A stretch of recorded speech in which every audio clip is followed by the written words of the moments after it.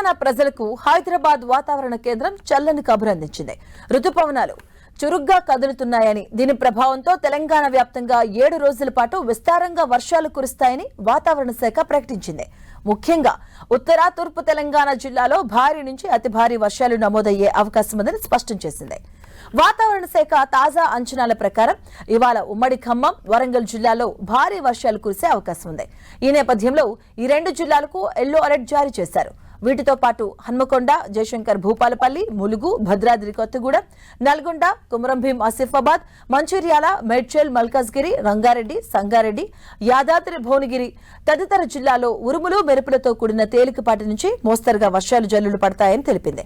అలాగే ఈ సమయంలో గంటకు 40 కిలోమీటర్ల వేగంతో బలమైన ఈదురుగాలులు వీచే అవకాశం ఉన్నందున ప్రజలు అప్రమత్తంగా ఉండాలని అధికారులు హెచ్చరించారు. రాష్ట్ర వ్యాప్తంగా వర్ష సూచన నేపథ్యంలో వాతావరణ శాఖ తెలంగాణకు ఆరెంజ్ అలర్ట్ జారీ చేసింది. జూలై 2వ తేదీ వరకు వర్షాలు కొనసాగుతాయని పేర్కొంది. ఉత్తర, మధ్య, తూర్పు తెలంగాణ జిల్లాలో మోస్తరు నుంచి భారీ వర్షాలు, 1-2 ప్రాంతాల్లో అతి భారీ వర్షాలు కురుస్తాయని అంచనా వేసింది. అదే సమయంలో దక్షిణ తెలంగాణ జిల్లాలో మాత్రం తేలికపాటి నుంచి మోస్తరు వర్షాలే నమోదయ్యే సూచనలు ఉన్నాయని వివరించింది. ఏపీలోనూ వర్షాలు కురవబోతున్నాయి. బంగాళాఖాతంలో ఉపరితల ఆవర్తనం ప్రభావంతో ఇవాళ రాష్ట్ర వ్యాప్తంగా ఆకాశం మేఘావృతమై ఉంటుందని వాతావరణ శాఖ తెలియజేసింది.